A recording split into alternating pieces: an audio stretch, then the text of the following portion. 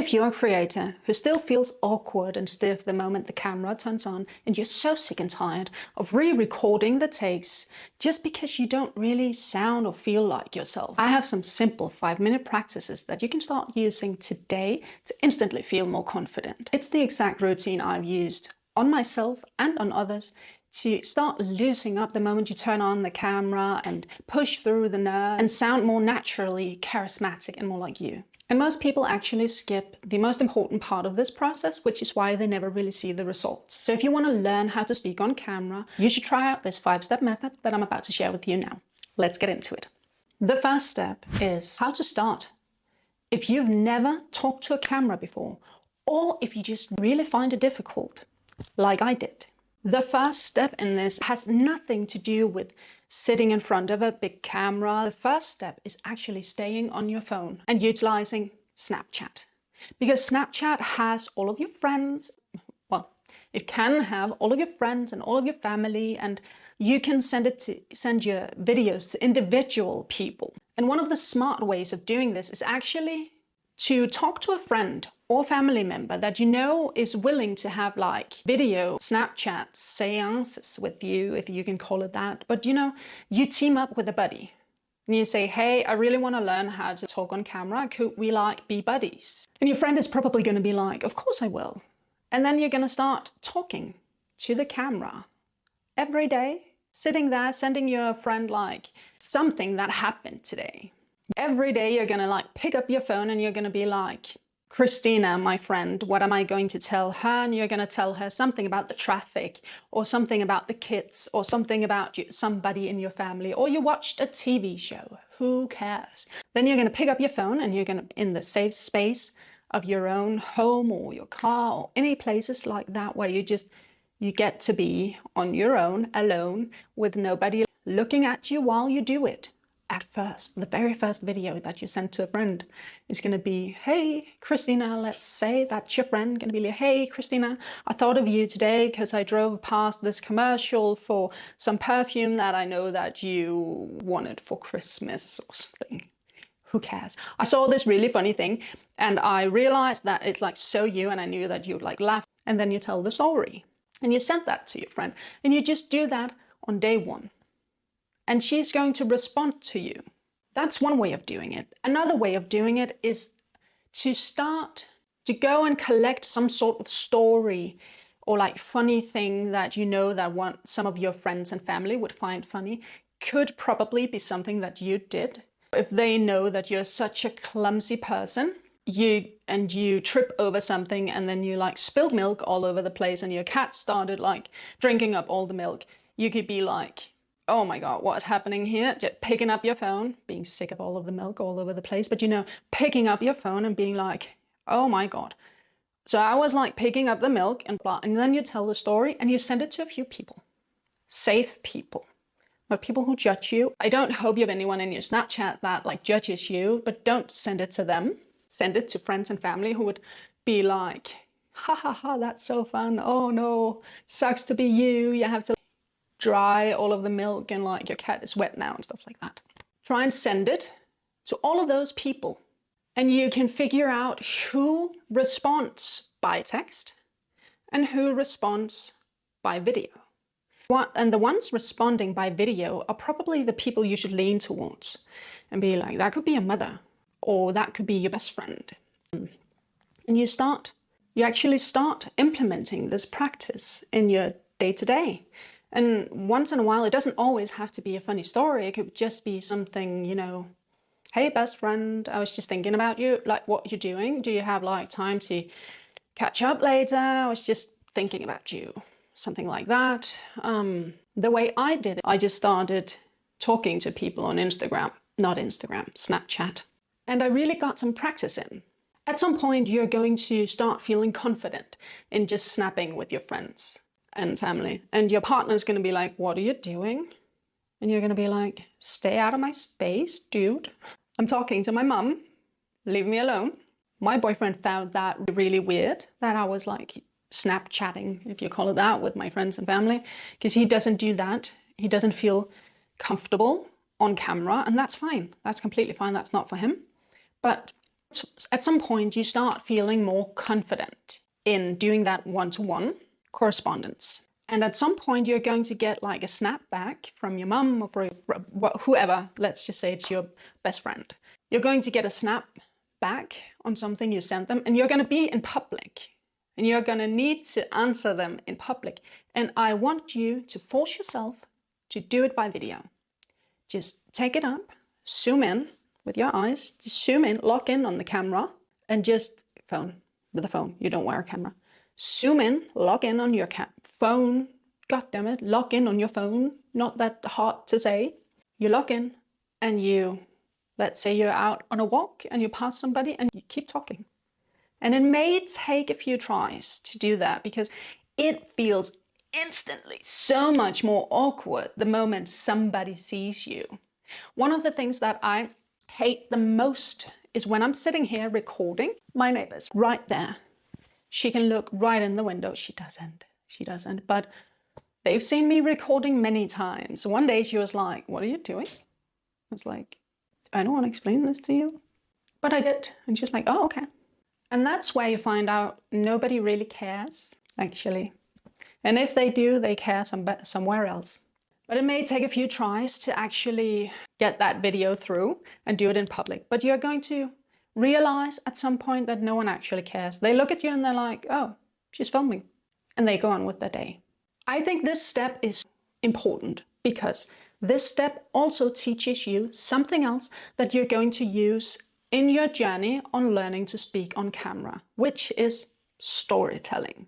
In your practice of talking to the camera, you're starting to practice, what do I tell? When do I tell it? How do I tell it? Oh, I tell the story this way to this type of person. Maybe you talk to more people. And then you realize, oh, if I tell it this way, I'm going to get this person to laugh or feel connected or whatever feeling you're going for. It's going to teach you how to tell the stories to the types of people that you're telling the stories to, which is 99% of actually talking on camera is having something to say. So start on Snapchat, start figuring out who you can talk to and start talking to them every day. Every day. Maybe not the same one every day. Maybe you have more friends, but practice every day and send it to somebody. This is so powerful because you learn storytelling, you learn to tell the story to the types of people that you want to tell it to, and you do it in the safe space of one-to-one. When you feel like you've mastered this, you are able to talk one-to-one. You are able to tell stories so that people will laugh. These people will also probably follow your Instagram account. So step number 2 is start utilizing Instagram. And by Instagram, I actually mean Instagram stories. Just use your private account if you want. When you've reached this point, you have to make a decision. Because the thing is that sometimes the people who judge us the most are actually the people we know, which is sad and not.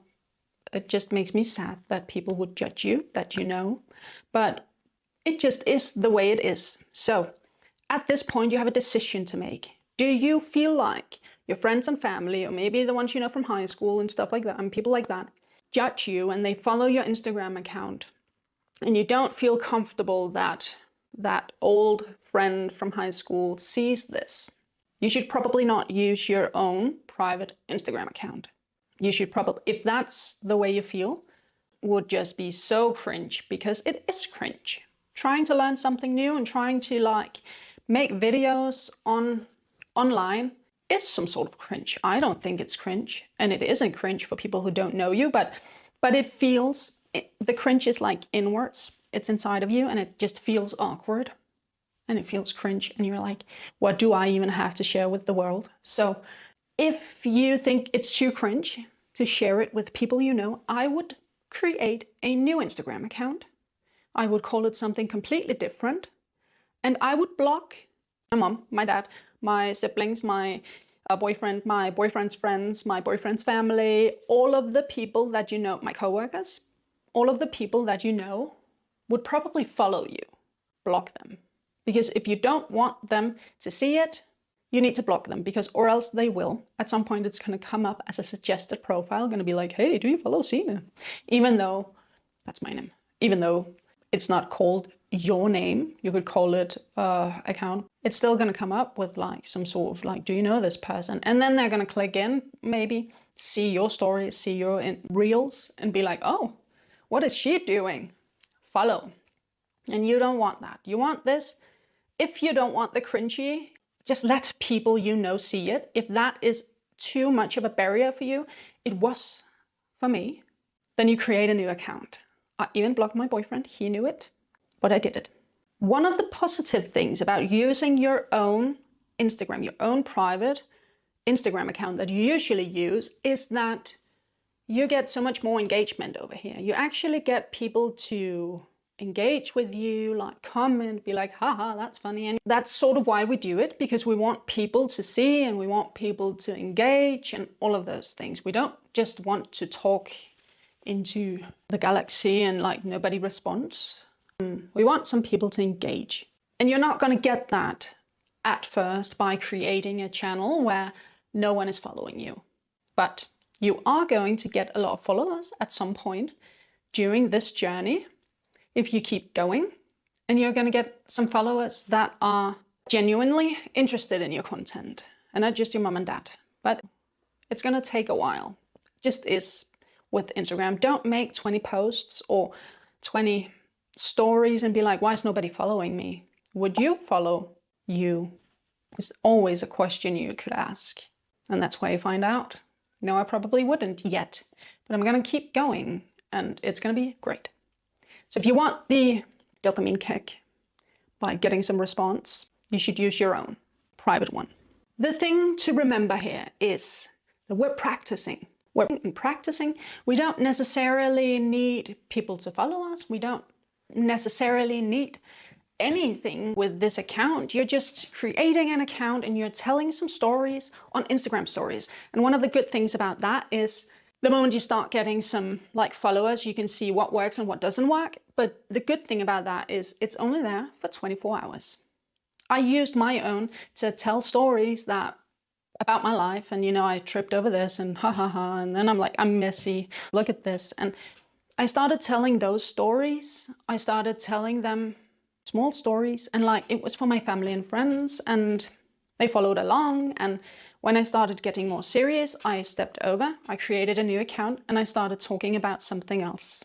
But at this point, we're still practicing, and we're still practicing, and we're still practicing. You make an Instagram story about something in your life. Doesn't matter what it is. The point of this is just filming, taking out your phone and talking to your camera and telling the story and just hitting post, and practicing social media is also a part of this. So at this point, we're not creating anything really. We're just practicing. And at some point, you're going to start feeling more confident. You're going to start feeling like it's quite easy actually to take it out, and you do it in public and you do it everywhere, and you're going to be like, oh, such an influencer. No, but you're going to be like, I feel confident doing this actually, because it's the practice that makes it easier.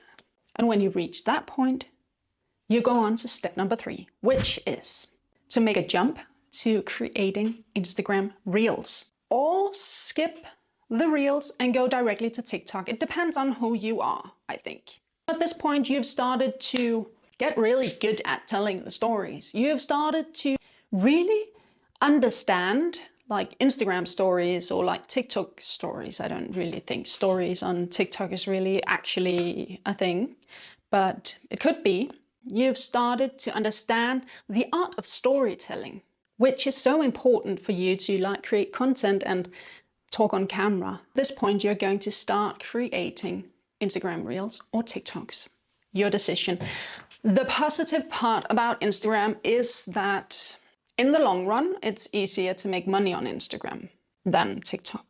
If that's not really a purpose for you, skip to TikTok. I think it's a matter of what you want. I'm both on Instagram and I'm on TikTok. I think the good part about Instagram is that you can make it more polished. You can like it. You can if you're some sort of control freak that wants to like make sure that all of the like reels and like your feed is so polished and pretty and stuff like that, you can do that on Instagram. That is a perfect platform. It's a great platform for businesses. It's really a great platform to create business later on, when you've gotten some practice and when you've started creating some reels and carousels and stuff like that. But now we're talking to the camera, so we're talking reels and stories. The good thing about TikTok is that it is so much more easygoing and loose, and if you create something that doesn't get any traction or reach or anything, like who cares? You can make so many videos over the day, and like it's not so polished. It's so much more easygoing. It's much more like Snapchat talking to your friends, right? It takes off the pressure of creating content by video, because Instagram is so much more like it has loosened up over the years, but it's still very like strict, and like you don't get that much reach to, and like it's easier to gain some traction on TikTok. And the fact that it's easier and it's more loose and it's more easygoing, and it depends on what, depends on your goals. I think that makes TikTok a really good fit for an easygoing content creator who doesn't really have like a strategy yet of anything. Like you can really test out a lot of things on TikTok. Nobody's really like, that was out of your niche. Like we haven't created a niche yet. And you can really test a lot of things on TikTok, which is why I actually think you should use TikTok. When you have reached the point where you're more confident creating stories and you're good to go and you want to jump on to making videos that are more longer form than your stories, I would actually start using TikTok to figure out what works and take the videos that do work and like put them on Instagram. Maybe all of them, maybe only half of them, depends. But that I would do that if I were you. So that's step number 3, is actually start creating Instagram Reels or TikToks or both, or make a mix. It depends on who you are and what you want. I would probably, if you're not ready to like fully commit, I would probably go with one platform and one format and just get good at it. Like tell the stories that you want to tell, talk to the camera, try different formats and all of those things. And I would really, really practice and practice and practice. I would not create Instagram Reels every day unless you have unlimited time. It is hard work.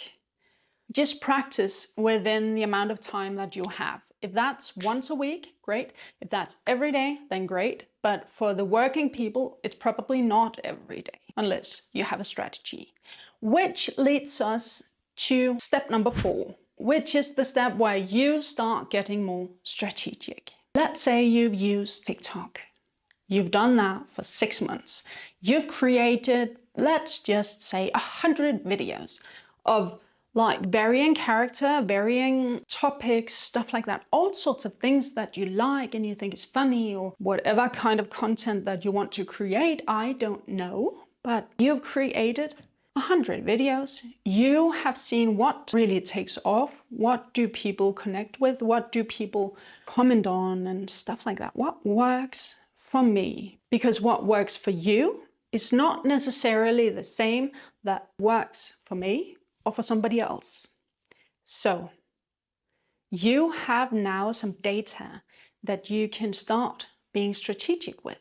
Because if your point of getting confident on camera is to create content for Instagram or YouTube or TikTok or all of the platforms, you want to be a content creator, or you have a small business and you want to be better at like creating business on social media and stuff like that.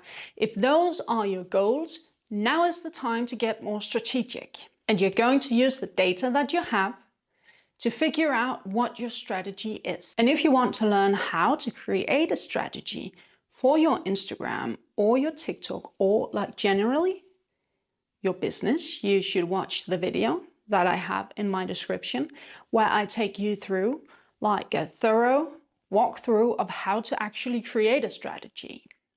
We're not going to go over that in this video. By having a strategy, you can create a much more intentional path for your business or your content creator journey. And creating content is going to be so much easier. Talking to the camera is going to be so much easier when you actually have the strategy. We're done practicing now, and we're moving on to creating the strategy and just moving with all of the learnings that we have of creating stories and telling stories and actually talking to the camera and feeling more confident and more like you and all of those things.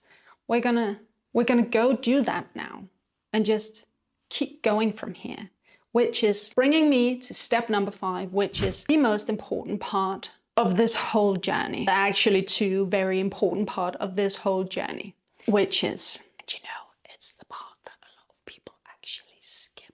So you're gonna wanna watch this. The most important part of all of this is to take it step by step. Don't do all of it at once. Don't make the decision that now I want to be a content creator. So I create an Instagram account, a TikTok account, I create a YouTube channel. Oh my God, I should do long form YouTube. All of the types of videos that you create takes so much time, takes editing, it takes money, unless you just do it on your phone, which is 80% of the way is fine.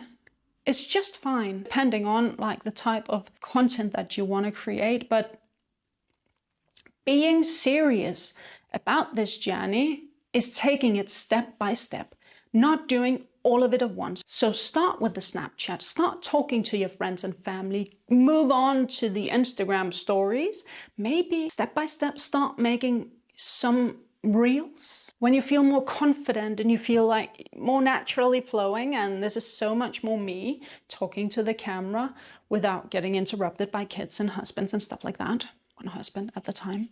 You start creating TikToks on your phone, and that's what I mean by using your phone is 80% of the way. Don't go buying a new camera. Don't go buying a new microphone. Don't go buying all of those things unless you're at a point where you've had so much practice in this that you know you want to continue. I'm talking to all of the ADHD girls because I see you, I know you, I am one of you. Don't buy all of the equipment, take it step by step and do it every day. That's what people often miss. Not doing it every day, not taking it step by step. They jump to the next thing and the next thing and the next thing, which is, it's going to teach you a lot of things, but if what you want to learn is create content and talking to the camera by talking to the camera, if you want to learn is to talk to the camera, you should practice that and you should spend time practicing that. And I can't tell you how much time you need to feel more confident. You're going to have that feeling inside of you at some point where you feel like it's not that awkward for me to talk on camera when people actually see it. So it's a feeling inside of you. I don't know how long your journey is going to be, but don't jump back and forth between all sorts of things. Practice talking to the camera and do it every day. That's what most people skip. And the other really important part is don't do everything at once. Don't do all of it at once. Because you can't. And I'm not saying you can't, like we can't. It's a lot of work. You see people on Instagram and TikTok and YouTube and you're like, oh my God, Ali Abdaal, he's like so wonderful and he makes all of these videos, or like, I don't know who you follow. That's one I follow. Oh my God, they're just, how do they have all of that time? They don't have time, they have a team. And that's really an important part of this. That's all the 5 steps I have for you, which is start by using Snapchat, go on to Instagram stories, pass on to Instagram Reels or TikTok. Start practicing that, start practicing, and remember to learn how to, remember to tell the right stories and analyze your data. At step number 4, you're going to get more strategic. You're going to start creating a strategy. And if you want to learn how to create that strategy, you should probably watch the video that I have in my description. I take you through exactly how to create a strategy that's easy to follow if you're completely new. And then at step number 5, remember to do one thing at a time. Don't do all of it, and just do it every day. That's all I have for learning how to be more confident on camera, which is like really a key for a lot of things. You can use that for so many things. So thank you for today. And if you like this type of video, you should follow along, hit the subscribe button, and I'll see you in the next one. Bye.